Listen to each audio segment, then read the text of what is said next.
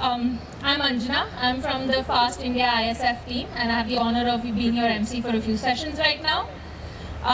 We have a very exciting talk on artificial intelligence and bias. Can we unlock a fair future by Siddharth Garg.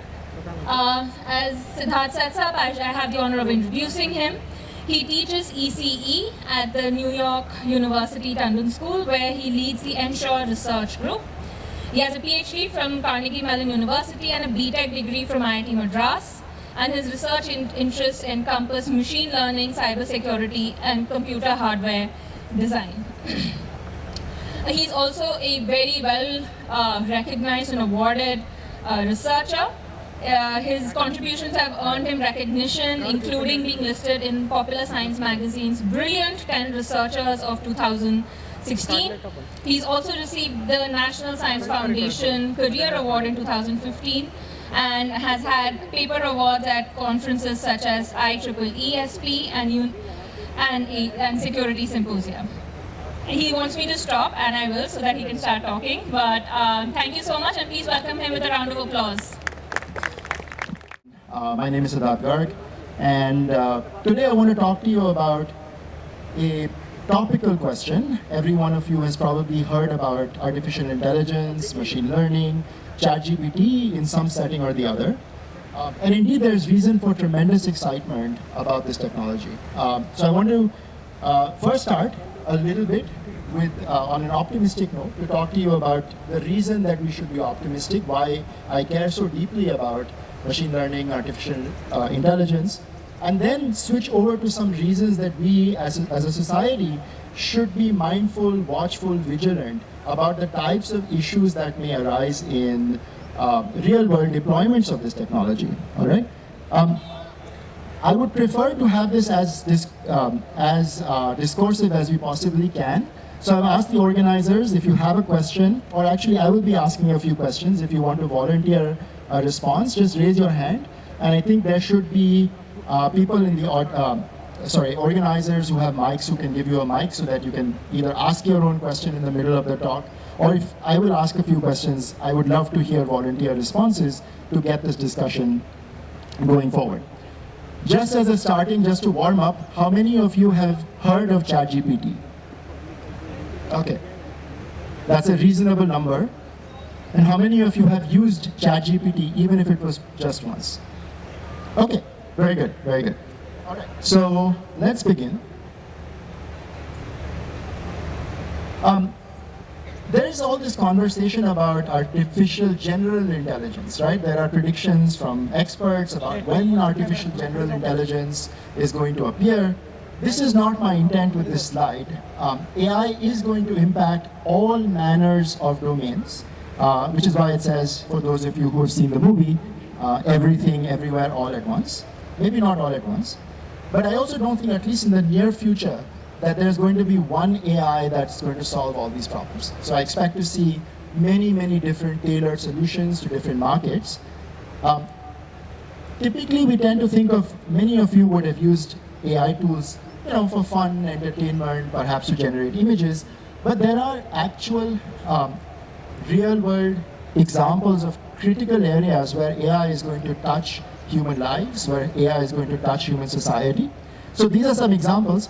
By the way, most of the images that you will see in this talk are generated using ChatGPT, just to give you a sense of the capability of this technology. I think it's really cool. Okay, so let's look at some of the applications that AI is going to impact. Medicine, right? So there's been already a lot of work on AI assistants, for example, for radiographers, right? You're looking at X-ray images, you're looking at MRI images. AI tools can help highlight potential issues, and then doctor can oversee and confirm the hypotheses, right? So a lot of interest in AI for medicine.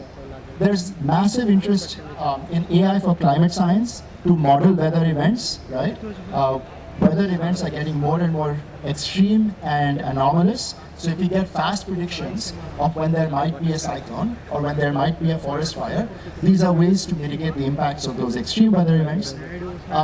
AI is being used, and I'll talk a little bit about that, or will be used in making hiring decisions. When you apply for a job, you send your CV, maybe instead of a human recruiter, there's going to be an AI recruiter that is sitting and evaluating your CV.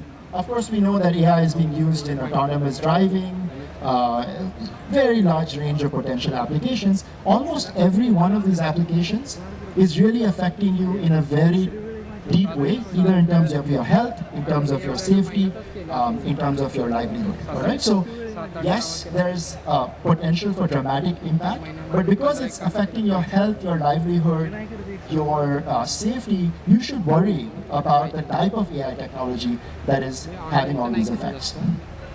All right. So in 2015, this is when the AI revolution was just beginning to start.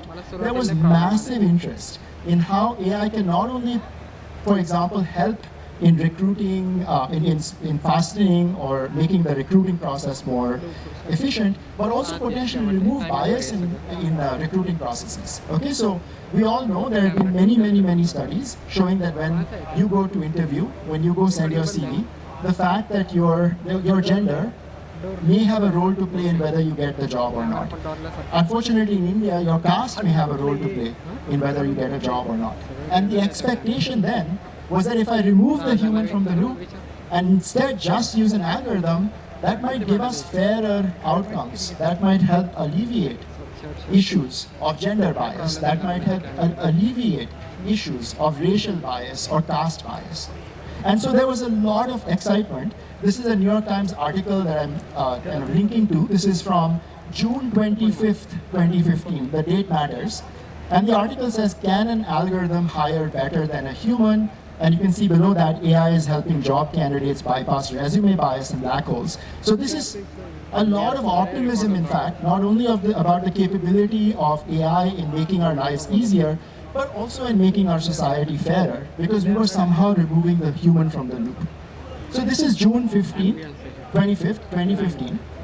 The very next month, July 9th, 2015, is another article in the New York Times, says when algorithms discriminate. And in fact, that article goes on to talk about potential discrimination in AI-based recruiting. All right. So very quickly, as AI solutions were being adopted, people began to realize that this notion that somehow AI is going to be fair and remove all of these human biases is not only untrue, not only false, but also AI might, and I'll show you examples, exacerbate human biases by baking that bias into the model itself. And that's what I want to talk about and spend some time telling you about such examples.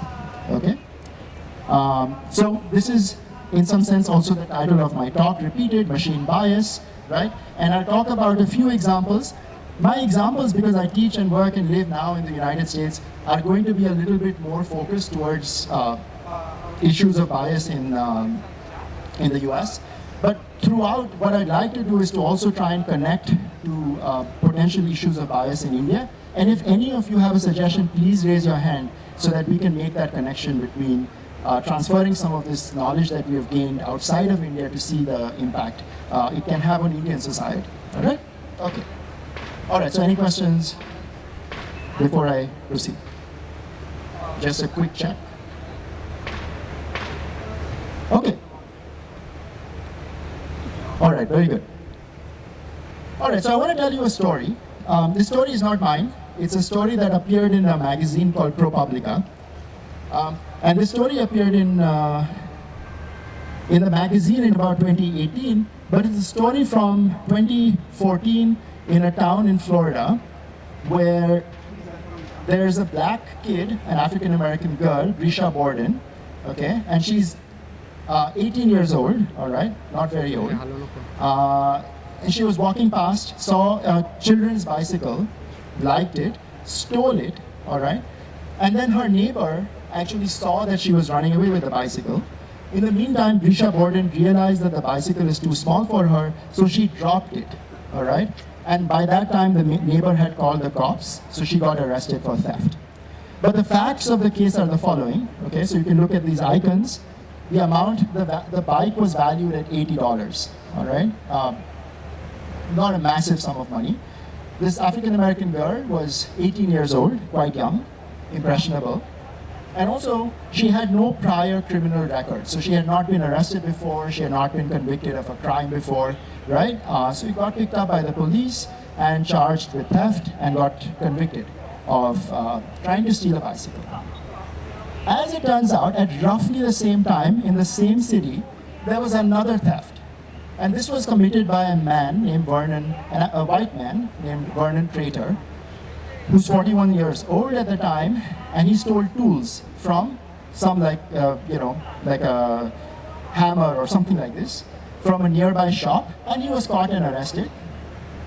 He also actually stole about $80 worth of hardware tools, 41 years old, and had 5 prior criminal convictions of theft and other reasonably serious crimes. Okay, so he gets picked up for the 6th time. Okay, so these two things happen in an isolated fashion, right? There's the African American girl, 18 years old.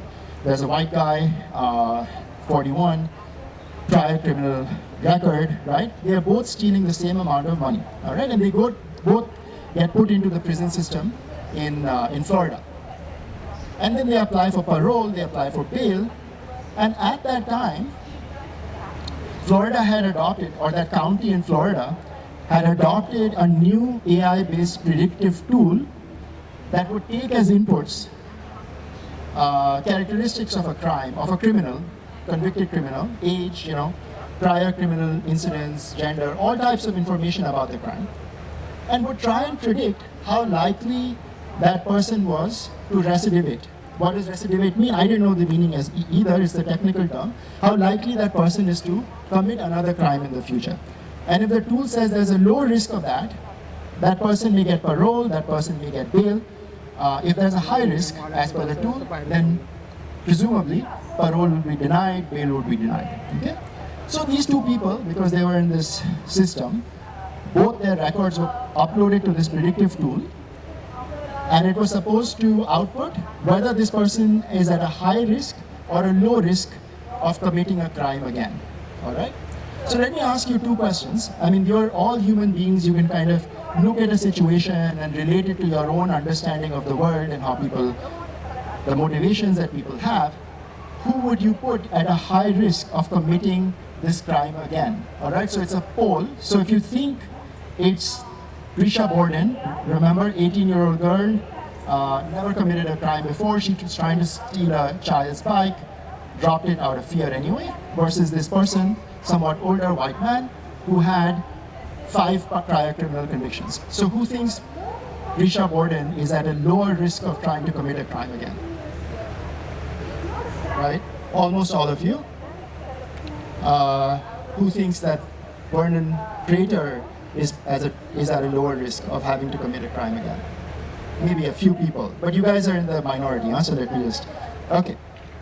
And by the way, I would even argue that the question is meaningless, right? Who are we to tell, right? Who are we to tell, right? Based on some limited information whether this person will commit the crime again or not. But, judges have to answer these questions, right?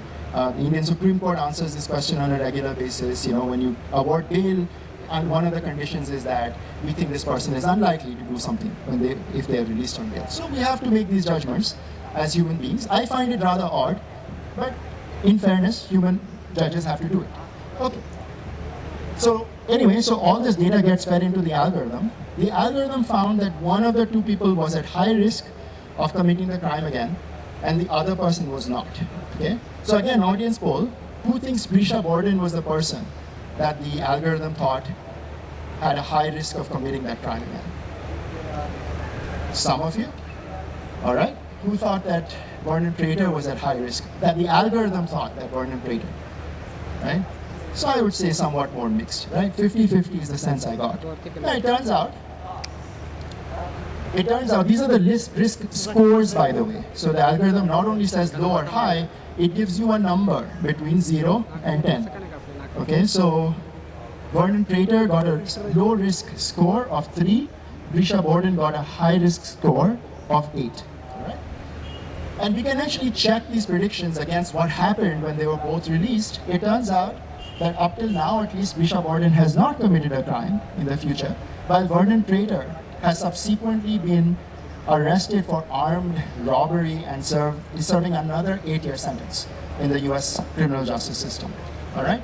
And so you can argue, I think any one of you will say, oh, but this is anecdotal. Maybe it happened, you're cherry picking cases. This is the only kind of pair of similar thefts that were adjudicated in a potentially racially biased manner, potentially gender biased manner, we don't know.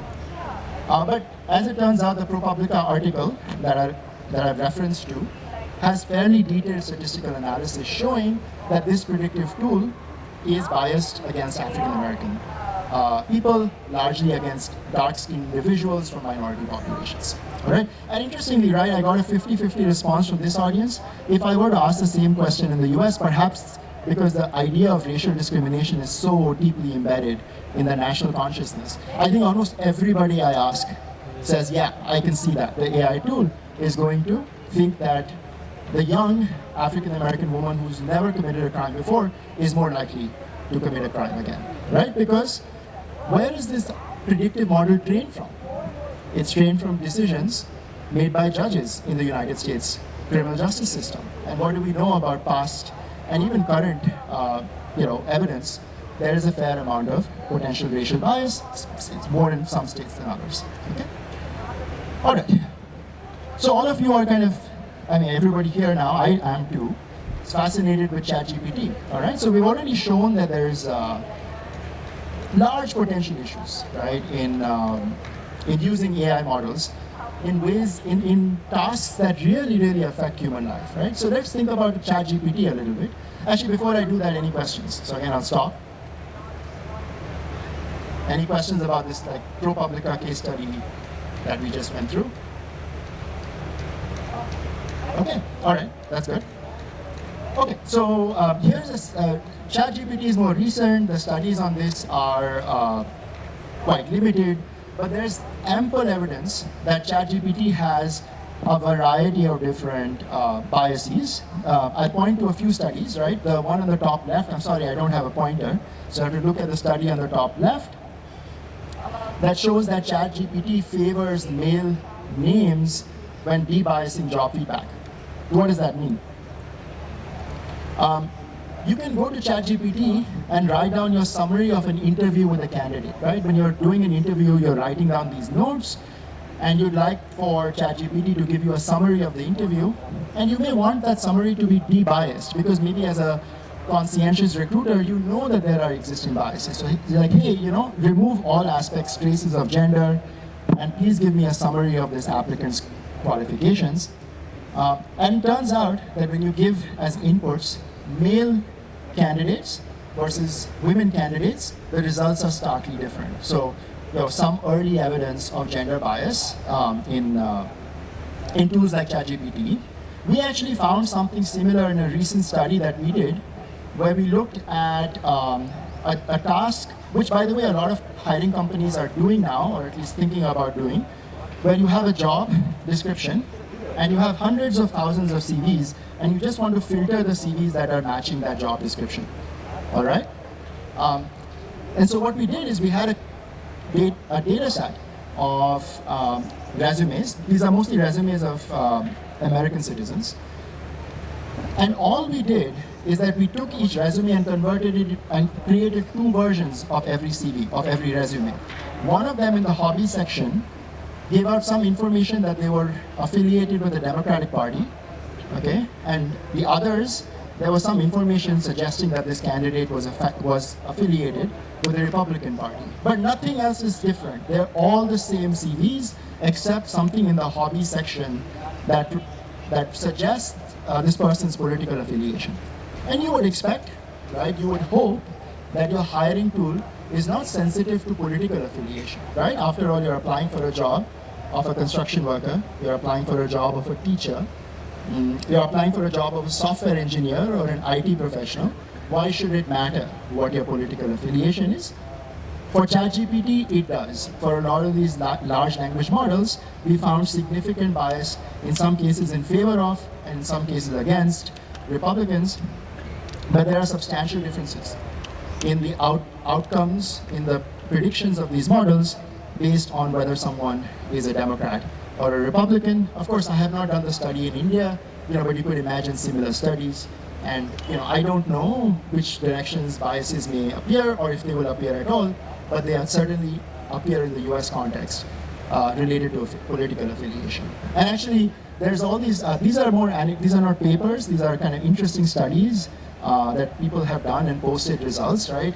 You can actually, using a 24-question test, kind of try and figure out what ChatGPT's own biases are on political attributes like left-wing versus right-wing from a social and economic perspective, libertarian versus authoritarian. And it turns out that the ChatGPT that was being used at the time of the study skewed a little bit to the left and skewed a little bit towards the libertarian politics.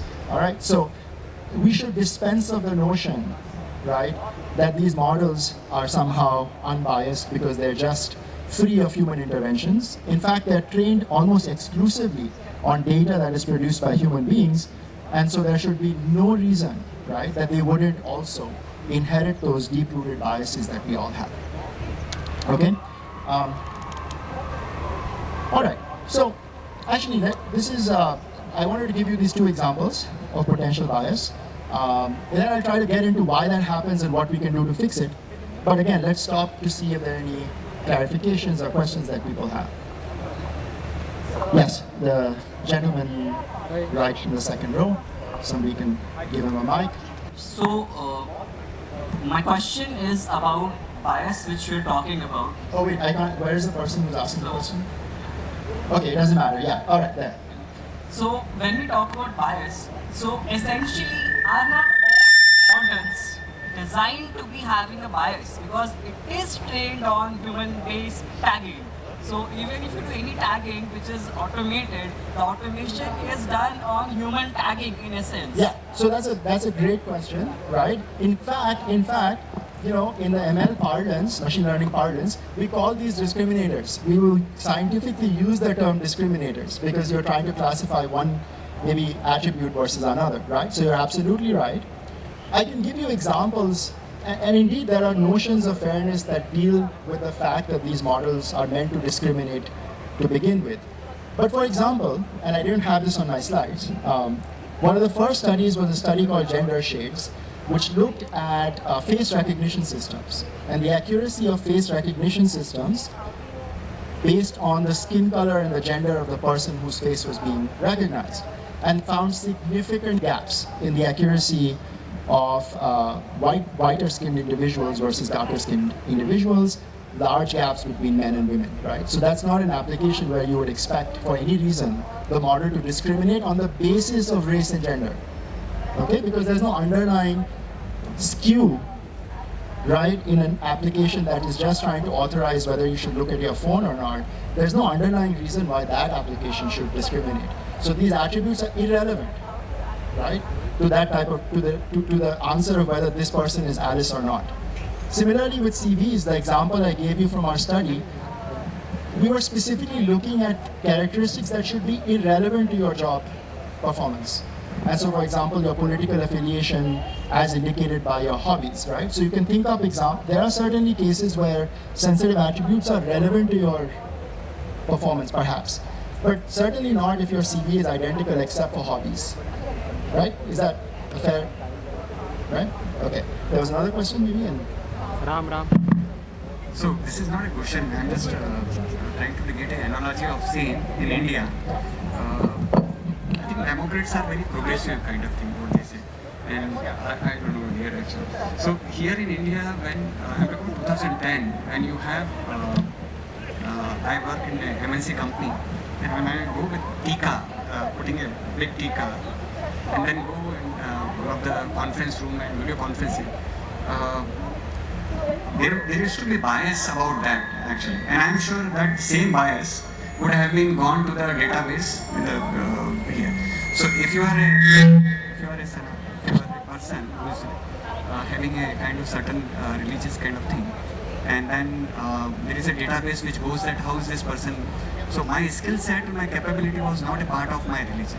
Yeah, and I'm glad you brought this up, right? Because there's been a lot of work looking at various instances of bias. My own work. I live and work in the US, so I look at US society. There's also work in India, by the way. But India is just, it's so much more complex and difficult in India than it is in the US, right? Because then you start, as you said, you talk about religious markers that all of us have, right? I'm wearing this thing, this thread. So all of us probably have some marker or the other, right? Not everybody, of course. Obviously caste, as you know, right? And the proxies for caste are everywhere. Your last name is a proxy for caste, right? So it's an incredibly complex issue, and actually a much more difficult question to tackle, right, in India. Which is why I hope to inspire some of you to start thinking about the implications of religious bias, caste bias. Caste is not a question that really comes up in the US as much. Now it is beginning to, but certainly not in the past, right? In India, it's clearly ever present, something that is permeating society. So these are all incredibly important questions, and you're absolutely right. Any biases that humans have, if they're expressed in data sets, they will be picked up by the model, because the model doesn't know any different, right? Does that answer your question? Hello, good evening. This is regarding the previous slide that you have shown, the previous slide, ProPublica report. So my question is, rather than a gender or a racial biases, can't the result be based on the statistical opportunities that the two candidates can have, one having a longer lifespan than other? So the other person will have more statistical chances of committing a crime, and that is how probably the result is based on that? You know, it could be, right? And so you're saying, well, look, I mean, there's some underlying difference between groups. And so at that point, it really comes down to laws, right? So you may have a good reason to suspect that one person versus the other, perhaps lives longer, lives whatever. But the US law, constitution prohibits discrimination on that factor, right? So at that point, either you have some moral obligation or legal obligation. If you have neither, then I guess people are allowed to do, right, and make those associations, and there might be, I'm not saying there aren't, but certainly from a legal perspective, this type of discrimination is disallowed by the US Constitution, by the Indian Constitution also, right? If there were a predictive model, right, in India, trying to make bail decisions, for example, it's a very topical subject, right, and people are stuck in the bail system and so on. And say you had a predictive model that would look at a case and decide, you know, and you found that that model has bias on the basis of whatever, religion, caste, etc., it would still be troubling and something we should think about. And maybe after really thinking about it scientifically, we say, okay, I see why or why not, right? I mean, my personal opinions aside. But what I'm pointing out is, at least both in India and the US, there are fairly strong constitutional protections against this sort of bias, right? Even if we have any reason to believe that there's some underlying correlation. Right?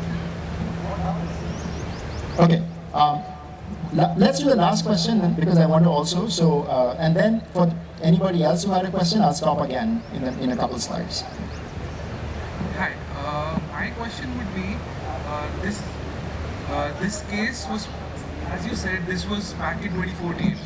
After this, we had the whole George Floyd incident, and there has been a drastic shift in the nature where people view African Americans as they have suffered a lot. They have suffered a lot. They have been discriminated, and now that it's being recognized, there is going to be a bias again. So how do you countercome the bias that is? Quite possibly. Again, I'm not saying yes or no. Quite possibly, and I'll talk about that. So this is, in fact, now the next question is how do I quantify bias? How do I identify bias, right? On what factors, right? Right now, I've just told you stories, and the stories sound nice, or at least disturbing, right? I'm going to tell you more concretely how courts, for example, think about whether an outcome or whether an algorithm is biased or not. And you're hitting a very important you're hitting at one of the core reasons this is hard, which is this kind of, I'll actually get to it. If I don't get to it, please raise your hand and say you did not answer my question. But I do promise to answer your question in just a few slides, okay? Okay, so now let's think for, actually let me see what time we have. So something that, I'll give you only a couple examples of why bias might arrive in these models, right? We've already kind of discussed this, right? The data sets will reflect the biases that exist in human society. I want to give you two examples that are relevant to India. So there's a lot of work on looking at genetic associations of different types of genes with diseases like lung cancer. And so there's a particular mutation called EGFR. Okay. If you look at the slide on the left, this was data collected from patients in the United States. So about 70% of the individuals were white, 28.8% people of color, about 1.4% of the population was Asian. And when you look at that data set, you find that there's a 37% chance of a mutation in that gene that would correlate with lung cancer. Okay, so you're like, okay, fine, right, I'm going to use that information to make predictions. But the problem is, if you look only at the Asian subpopulation and you ran a study, an identical study, only in Asian subpopulations, including India, China, Vietnam, etc., you find that the incidence of that gene mutation goes up to 51%. So suddenly you are designing predictive models that are providing perhaps diagnoses based on this mutation, but you're unaware of the fact that there are significant differences in the mutation rates between Asian and white populations. In fact, as it turns out, in this Asian data set, that's the data set on the right, notice that the Indian population only has a 5.5% chance of that mutation. So in Indian subpopulations, that that percentage is actually drastically different. So that calls for another survey of just Indian populations, right? So that we can get better healthcare as opposed to a generic model that works for everyone, right? So the clear instances where it's just a question of collecting data from subpopulations and making sure that subpopulations that are especially minority subpopulations are adequately represented in the data sets, all right? I will not actually, I'll skip this slide because I think I've made the point. One more example, and then we'll talk about formalizing bias from a legal standpoint. So here's a picture of the Bay Area. I spent a lot of time in the San Francisco Bay Area. Again, it's a map of San Francisco Bay Area. You can see Berkeley in the top left corner of the map. And all of the red stuff indicates the rate of recreational drug use, okay, in the San Francisco Bay Area, and you can see that the entire peninsula is red. Okay, so there does not appear to be any area that has more recreational drug use than other areas. But then, if you look at arrests for recreational drug use, those arrests are focused in only some parts of the San Francisco Bay, in particular in Oakland, California, that has a large African American population, right? So drug use is happening everywhere, and only people from a certain part of the Bay Area are being arrested. And you build a model on that, that model will tell you all the drug use is happening right there because that's where your arrests are coming from. You're not even examining, you're not assigning police resources to parts of the Bay where people are still recreationally using drugs but not being arrested.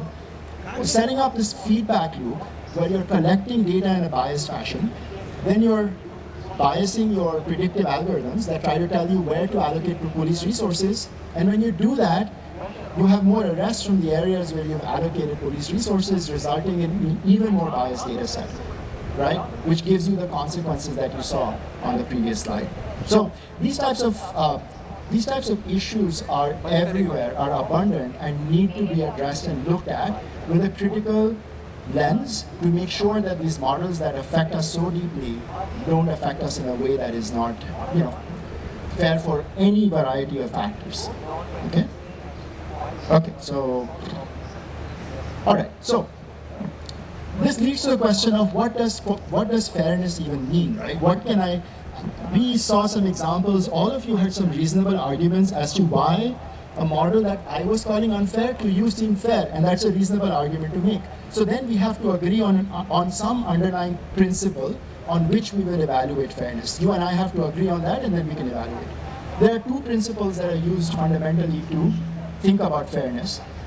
The first one is called process fairness, and that just says that a system or an algorithm is fair if it is facially neutral. If in writing down that algorithm, if in writing down the decision-making process, you do not make use of attributes that are legally protected, like religion, like race, like caste, like gender. Okay, so that those attributes are not allowed to be part of the process at all. And actually, I'll get a little bit deeper, but at least on the face of it, the process should be fair. Some of you may have written engineering entrance examinations. When you write the entrance examination and you're trying to solve physics problems, I would call that a facially neutral process.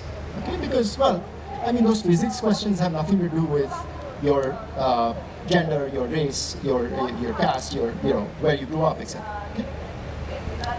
Very, very basic, very meaningful notion of fairness.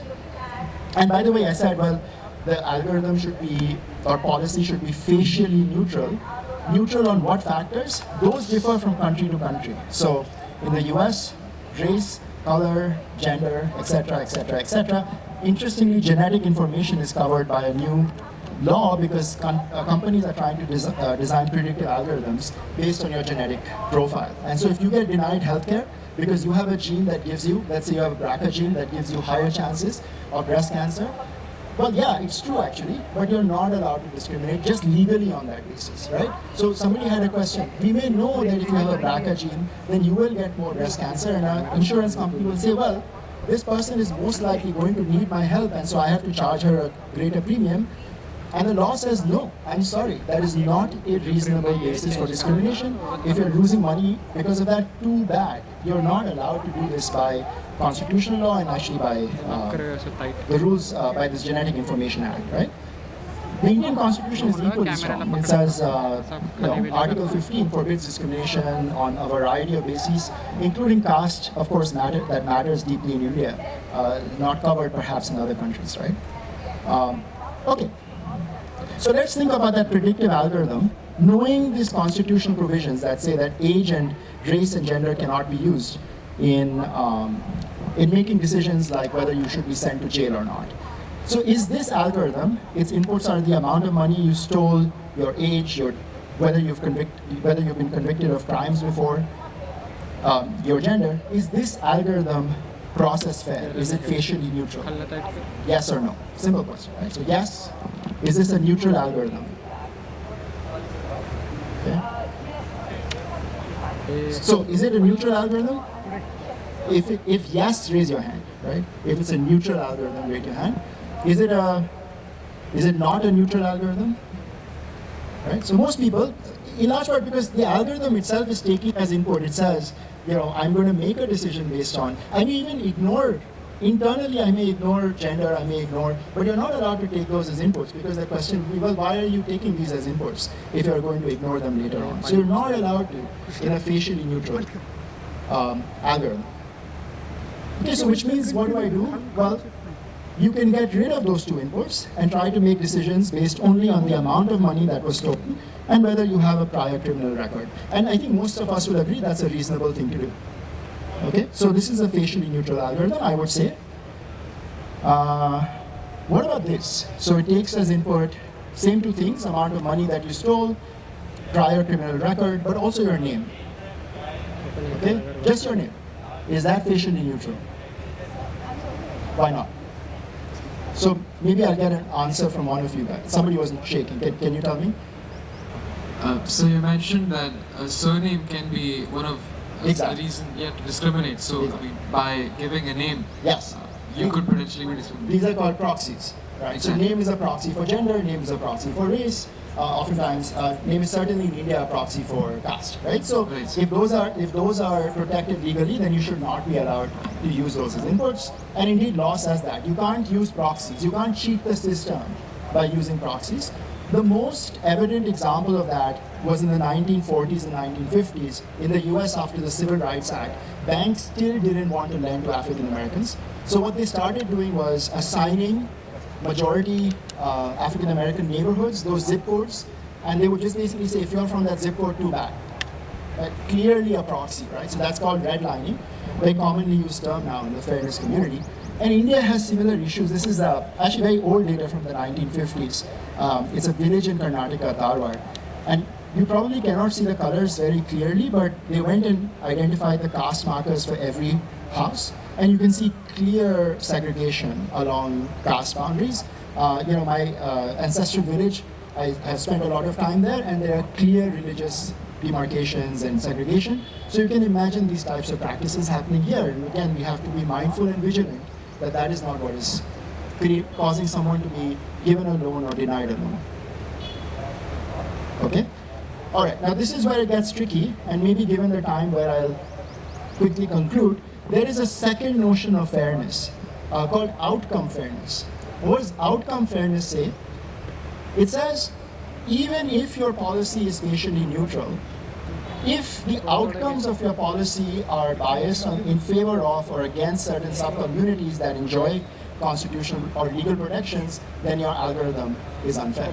So for example, if you're trying to pick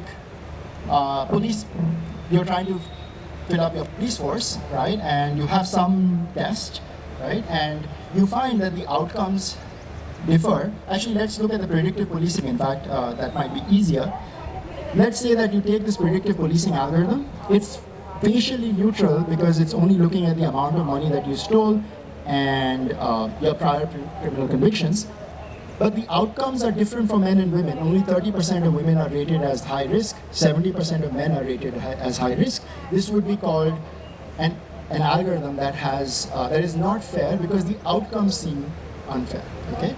And there are mechanisms. In fact, the Indian Constitution and legal system enforces some of these mechanisms to address outcome fairness, which include affirmative action and or quota systems. All right? And the issue, and this is actually at the heart of why there's so much debate about this question all over the world, is that you can't achieve the two simultaneously. If you want outcome fairness, sometimes you have to look at sensitive attributes to enforce quotas, to enforce affirmative action, but then that obviously is a violation of the process fairness notions of bias, right? So there's a lot of back and forth. The court systems have various tests to figure out when an algorithm or a decision-making process is fair or not. I'm not going to bore you with those details. I'll just conclude by saying that that fairness is a very complex issue. It's not only an algorithmic issue. We have to think about our models, whether they're fair or not. We have to think about our model training procedures, model validation procedures, model deployments. But we also have to think of this surrounding layer of regulation and law. So for example, the New York State, where I work, now has a law saying that if you're using an AI-based recruiting system, that system has to be audited for bias. And I think that's a good step because we don't know what types of information these algorithms are making decisions on. And then there's this larger question about societal awareness, education, and vigilance, which is why I'm here. And I hope that all of you have learned just a little bit more than what you knew before you came in. And I'll conclude with a note, seeing if there are any concluding questions, and then we'll move on to the next one. Two there, so maybe the lady right there, and then the gentleman right next to her. If you're related, maybe we keep the questions outside of, I don't know, but it's fine. Hi. Yeah, so I just wanted to ask, considering all of these issues with AI and the way in which it plays, it displays bias, would you say that the future of use of AI, specifically within the legal system, would be to not use it at all, or to use it because it's also that through AI we feel like we are able to confront bias in our society in far more direct ways than we would. So where would you take it? No, it's a good question. I don't know if we can say that we can use, I think that's what we thought, and I think that a lot of work has shown that it's very, very difficult. And so I would say use with care. At this point, you could, even doctors, right? You don't want the AI algorithm actually telling you what medication to take. Make recommendations, and it will give you evidence to support that recommendation. I would still suggest that, okay, if you're a legal professional, and you're like, hey, show me the cases that relate to my case, great, right? But then double check everything that you're being given, because I still don't, it's very hard to quantify all of the many biases that, and that might not even be on gender lines, racial lines, it could be on some other attribute that you're not even aware of. Good afternoon. Thank you for the nice talk. Though I am not an expert in AI, I just want to have a situation just during going outside of the ISR. I faced two people asking for a monetary help. One is a very poorly dressed and having very skinny figure, and another one is a very properly dressed and a healthy figure. And the situation might be that I am going to give my price to the poorly dressed person. this is based on the things that during my lifetime I have generated some amount of data, and that conclusions made from that I am taking these decisions. Now, keeping the same algorithms for a different kind of situation, suppose there is some mass amount of movements is happening, suppose like another type of movement, where billions of data is generated, which is a bias for a particular type of things, then a single algorithm can take a different situations in two decisions.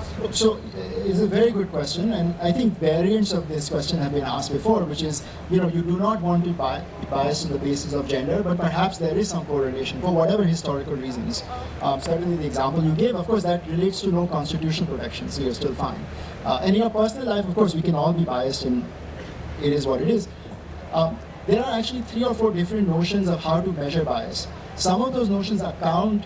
One is called demographic parity, that just says, sorry, I'm just going to look at the selection rate, let's say on gender lines, and that's it, right? Other notions like equal opportunity actually control for what you're saying. If you can have some underlying sense of the ground truth prevalence of hunger amongst skinnier people versus less skinny people, and then it's fair to use that prior knowledge to make your decision, but not to insert any additional bias on top of what is already shown statistically, right? So there's a lot of debate about what is the right metric. This is called equal opportunity. There's another one called equalized odds. It gets very technical, but it does deal with all these questions that you're asking. It doesn't give you an answer. It doesn't tell you that you should use this metric or that metric. That we have to decide collectively as a society, right? And that reflects political and moral questions and so on. But yeah, so good question. Yeah. Okay, sorry. Yes.